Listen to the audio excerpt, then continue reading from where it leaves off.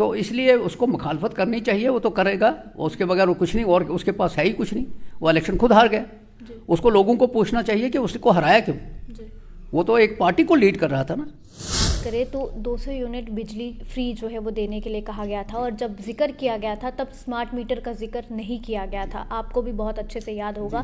اور جب یہ کوشچن بہت بار عمر صاحب کو کیا گیا تو ان کا کہنا ہے کہ یہ 200 یونٹ فری بجلی انہیں ملے گی جن لوگوں نے سمارٹ میٹر لگایا ہوگا. میں ان کو کہوں گا کہ جو مارچ کا بجٹ ہے اس کو پاس ہونے دیجیے جموں کشمیر کا، کیونکہ پارلیمنٹ کا تو بجٹ آنے ہی والا ہے. جب مارچ کا بجٹ جموں کشمیر کا پاس ہوگا تو ان کو کچھ نہ کچھ چیزیں ملیں گی. نمسکار، آپ سبھی کا سواگت ہے نیوز ناؤ میں، اور میں ہوں آپ کے ساتھ مہک. جموں کشمیر کی جنتا کافی دیر سے انتظار کر رہی تھی کہ آخر کب جو ہے وہ کچھ سوال تھے جو ان کے دماغ میں بھی کافی دیر سے چل رہے تھے، اور کئی بار وہ میڈیا کو بھی بول رہے تھے کہ آخر جو وعدے مینیفیسٹو پہ کیے گئے ہیں وہ این سی کب پورے کرے گی. اسی پر بات چیت کرنے کے لیے اس وقت ہمارے ساتھ شیخ بصیر صاحب موجود ہے. ان سے بات چیت کریں گے، ان سے پوچھیں گے کہ آخر مینیفیسٹو میں بہت سی چیزیں سر لکھی گئی تھی، چاہے وہ ڈبل راشن ہو، چاہے وہ گیس ہو، چاہے وہ 200 یونٹ بجلی ہو، اور صاف طور پر اگر ہم راجیہ کے درجے کی بات کریں وہ تو جموں کشمیر کی جنتا چاہ رہی ہے، اور بہت سے نیتا بھی یہ سب چیزیں کہہ رہے ہیں کہ آخر کب یہ مینیفیسٹو پہ جو چیزیں لکھی گئی ہیں وہ پوری ہوں گی. بہت بہت شکریہ آپ کا. یہ حقیقت ہے کہ جموں کشمیر 5-6 سال بیوروکریٹک سیٹ اپ کے تحت دبی گئی رہی، اور بیوروکریٹک سیٹ اپ کسی ڈیموکریٹک سیٹ اپ کا متبادل نہیں ہوتا. جب لوگوں نے پارلیمنٹ کے لیے ووٹ کیا تو پارلیمنٹ کے وقت بھی لوگوں نے کچھ سوالات اٹھائے، اور پارلیمنٹ کے لیے ووٹنگ ہوئی. کشمیر میں نیشنل کانفرنس کو ووٹ ملا اور جموں میں بی جے پی کو ووٹ ملا. ہم نے کانگریس کے ساتھ الائنس کیا ہوا تھا، یا دوسرے لفظوں میں آپ کہیے کہ انڈیا الائنس تھا. اسمبلی کے چناؤ ہوئے، امید تو نہیں تھی اس وقت کہ کرائیں گے، لیکن پرائم منسٹر آف انڈیا نے اسمبلی کے چناؤ کرائے. اور جو اسمبلی کے آپ نے مینیفیسٹو کی بات کی ہے، اس وقت جو مینیفیسٹو بنایا گیا اس میں یہ کہا گیا کہ چونکہ لوگ ٹیکسز کے بوجھ تلے دب گئے ہیں، بے روزگاری بڑھ گئی ہے. جموں کشمیر کا بے روزگاری کا گراف بہت ہی اونچا چلا گیا ہے، بیانڈ اینی ایکسپیکٹیشن. تو اس سلسلے میں ہمارے جو سینئر لیڈرز ہیں وہ بیٹھے، انہوں نے کچھ مینیفیسٹو بنایا، لوگوں کے سامنے رکھا، اور جس میں آپ نے ٹھیک کہا، ہم نے کہا ہے کہ راشن ڈبل کریں گے. ہم نے یہ بھی کہا ہے کہ یہ جو بے روزگاری ہے اس کو ختم کرنے کے لیے میجرز کیے جائیں گے. یہ جتنے بھی ہم نے وعدے کیے ہیں اس میں ہم کمیٹڈ ہیں. اب چونکہ الیکشن کو ہوئے لگ بھگ 100 دن ہو گئے ہیں، 100 دن سے اوپر ہو گئے.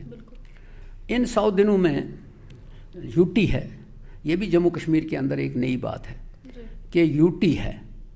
یو ٹی بنی تھی 2019 میں، اور 5 سال یو ٹی کے تحت رہے اور بغیر کسی الیکٹڈ گورنمنٹ کے رہے. اب یو ٹی کے تحت ہی چناؤ ہوئے اور الیکٹڈ لوگ. تو اس جموں کشمیر نے تو ایک بہت بڑی اسٹیٹ دیکھی ہے، اس جموں کشمیر نے تو بڑے بڑے قانون دیکھے ہیں، اپنے رولز اور ضابطے کے تحت چلایا ہے سسٹم کو. تو کچھ تھوڑی بہت دقتیں آتی ہیں. اب اس یو ٹی کا تجربہ لوگوں کو بھی ہو رہا ہے اور جموں کشمیر کی گورنمنٹ کو بھی ہو رہا ہے. ہمارے عمر صاحب جو چیف منسٹر ہیں ان کو تجربہ ہے، وہ ریاست کے چیف منسٹر رہے ہیں اور آج یو ٹی کے چیف منسٹر ہیں.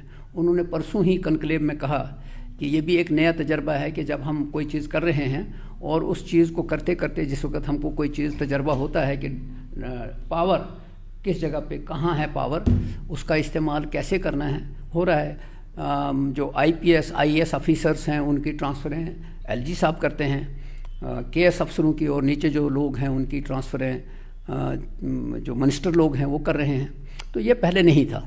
لیکن ایک چیز میں آپ کو بتاتا ہوں کہ لوگوں کا جو، میں آپ کے سوال کا بہت اچھا سوال ہے کہ لوگ بھی پوچھتے ہیں اور جو اپوزیشن کے اندر لوگ ہمارے لیڈرز ہیں وہ بھی پوچھتے ہیں. اور شاید آپ کو یاد ہوگا کہ جو ہی اسمبلی کے 3-4 دن ہوا اس میں ایک ریزولیشن پاس کیا گیا کہ جموں کشمیر کو اسٹیٹ ہوڈ رسٹور کیا جائے. وہ بہت ضرورت ہے تاکہ پاور جو ہے وہ ایک سینٹر پہ رہے اور وہاں سے لوگوں کو چیزیں ملتی رہیں. دوسرا تھا کہ جو یہ دوسرا ریزولیشن پاس ہوا कि जम्मू कश्मीर ने जो स्पेशल स्टेटस देखा है उस स्टेटस को भी रिस्टोर किया जाए। अब जब स्टेटहुड रिस्टोर होगा तो बाकी चीज़ें जो हैं वो ऑटोमेटिकली उसके साथ जुड़ जाएंगी। जहाँ तक मैं ये समझता हूँ कि लोगों का जो सवालात हैं वो बहुत अच्छे हैं, और इस सिलसिले में नेशनल कॉन्फ्रेंस की हुकूमत ने इन 3 महीनों में, ये जो 100 दिन हैं, इनमें एक प्रोसेस शुरू किया। जो पोस्टें डिपार्टमेंट्स के अंदर पेंडिंग थी उनको एडवर्टाइज़ किया, लेक्चरर्स की पोस्ट को, पैरामेडिकल स्टाफ की पोस्ट को, और डिपार्टमेंट्स के अंदर उमर साहब जो हैं वो ये कर रहे हैं, रिव्यू कर रहे हैं। पुंछ रिव्यू किया, सांबा रिव्यू किया, दूसरे डिस्ट्रिक्टों में जा रहे हैं, और साथ साथ ये भी देख रहे हैं कि हर एक डिपार्टमेंट के अंदर क्या पोजीशन है। जब हमने 2014 में छोड़ा था उस वक्त क्या पोजीशन थी और आज क्या है, इस पर मिनिस्टर लोग भी, चीफ मिनिस्टर साहब भी बगैर किसी रुकावट के वो देख रहे हैं। और आने वाले दिनों में जो असेंबली के अंदर सेशन होना है, जो मुझे लगता है कि मार्च में होगा, उस सेशन में बहुत सी चीज़ें क्लियर हो जाएगी। सर, अगर हम बात करें तो 200 यूनिट बिजली फ्री जो है वो देने के लिए कहा गया था, और जब जिक्र किया गया था तब स्मार्ट मीटर का जिक्र नहीं किया गया था, आपको भी बहुत अच्छे से याद होगा। और जब ये क्वेश्चन बहुत बार उमर साहब को किया गया तो उनका कहना है कि ये 200 यूनिट फ्री बिजली उन्हें मिलेगी जिन लोगों ने स्मार्ट मीटर लगाया होगा। अब जितनी भी जम्मू कश्मीर की जनता है वो ये सोच रही है कि पहले उमर साहब ने कुछ और बोला, अब उन्होंने अपना जो ये जवाब था वो चेंज क्यों किया? नहीं, शायद आप थोड़ा सा इसको आप भी समझने की कोशिश करें, मैं भी समझने की कोशिश कर रहा हूँ। उमर साहब कोई कन्फ्यूजन रखना नहीं चाहते। जब ये फैसला किया गया कि 200 यूनिट हम फ्री देंगे तो उसको कैलकुलेट कैसे करेंगे? सवाल सिर्फ ये था, जो हमने स्मार्ट मीटर की मुखालफत की, कि आप इसको ज़बरदस्ती लोगों के घरों में लगा रहे हो। जो 3 साल या 4 साल पहले मीटर लाए थे जिसमें 18-19 करोड़ रुपया खर्च किया था, उसका क्या हुआ? वो मीटर किसने लाए? वो भी इन्होंने ही लाए। उसके बाद दूसरा मीटर और फिर पुलिस के ज़रिए इन्होंने लगाना शुरू किया। लोगों को कन्विंस करके मीटर लगाओ, उनका लोड चेक करो, ठीक है। अब हमने अगर ये फैसला किया कि हमने 200 यूनिट फ्री देना है तो मीटर लगा होगा, चाहे वो स्मार्ट हो चाहे कोई दूसरा मीटर हो, तो वहाँ से कैलकुलेशन करेंगे ना कि इतना हमने फ्री देना है, इतना उसको हमने छोड़ना है। अगर वो नहीं होगा तो how that will be calculated. Umar साहब ने दूसरी बात भी कही कि ये जो मीटर है ये हमें दिखाएगा कि घर के अंदर कंजम्पशन क्या है और उसमें कितना कंजम्पशन हो रहा है। अगर वो 200 यूनिट से कम है तो अच्छी बात है, अगर वो 200 यूनिट से ऊपर है तो 200 यूनिट्स को फ्री किया जा सकता है, ताकि उसको रिलीफ मिले, ताकि उसको क्या नाम है, अपने घर के जो खर्चे हैं उसमें फ़ायदा हो। वो कोई बुरी बात नहीं है। और आज भी मैं कहता हूँ कि ये बहुत ही अच्छा डिसीजन है। गैस सिलेंडर है, महंगाई बहुत बढ़ गई है। गैस सिलेंडर जिस वक्त 2014 में हमने छोड़ा था या बीजेपी आई थी तो गैस सिलेंडर 600 रुपये का था, ये 1500 रुपये तक, 2000 तक बिका गैस सिलेंडर। अब इस वक्त जिस रेट पे गैस सिलेंडर मिलता है तो घर के खर्चे तो बढ़ गए हैं ना।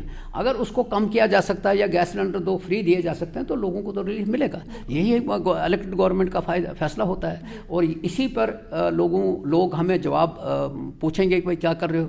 और ये होना इसीलिए है मार्च में कि क्योंकि नई बजट जो बनेगी वो बनेगी अब ये जो आने वाले दिन हैं।